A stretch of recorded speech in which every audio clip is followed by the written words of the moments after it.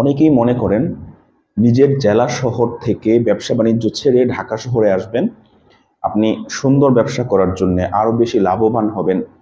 এটা কিন্তু আপনার ভুলও হতে পারে।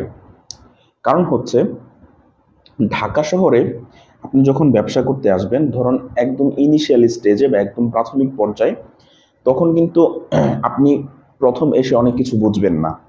আপনার এলাকা নির্বাচন করতে, কি ব্যবসা করবেন সেটা নির্বাচন করতে, এবং আপনার হচ্ছে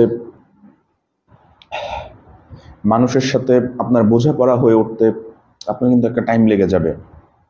তাই যারা মনে করেন যে নিজের এলাকা ছেড়ে ঢাকা শহরে আসবেন, নিজের জেলা শহর ছেড়ে ঢাকা শহরে আসবেন বিজনেস করতে, তারা কিন্তু খুবই সাবধান। কারণ এখানে আপনার লসও হতে পারে।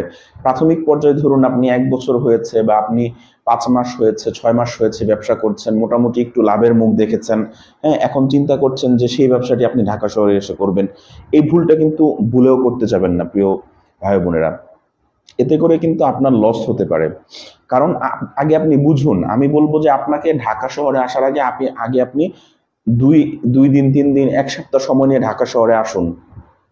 আপনি যেই আইটেম নিয়ে ব্যবসা করছেন সেই আইটেম নিয়ে আগে ঢাকা শহরে কিছুদিন এক্সপেরিমেন্ট করুন, ঠিক আছে?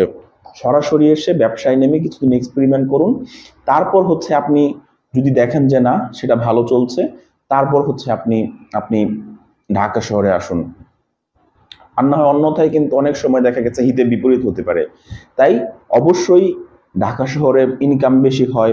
আবার আরেকটা জিনিস, ঢাকা শহরে কিন্তু লায়াবিলিটিও বেশি। কারণ আপনার ইনকাম যেমন বেশি, আপনি কিন্তু ঢাকা শহরে এসে ভাড়া থাকছেন, তারপর আপনার বাসা ভাড়া বেশি, কারেন্ট বিল আছে, খাওয়া খরচ আছে, মানে এরকম বিলের অভাব নেই, খরচের খাতের অভাব নেই।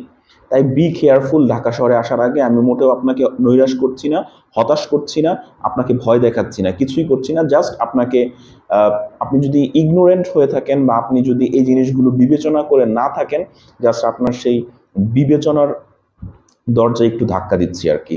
যদি ভিডিওটি ভালো লেগে থাকে অবশ্যই চ্যানেলে সাবস্ক্রাইব করবেন, বেল বাটনটি প্রেস করে সাথেই থাকবেন, আর অবশ্যই ভিডিওগুলো শেয়ার করতে ভুলবেন না।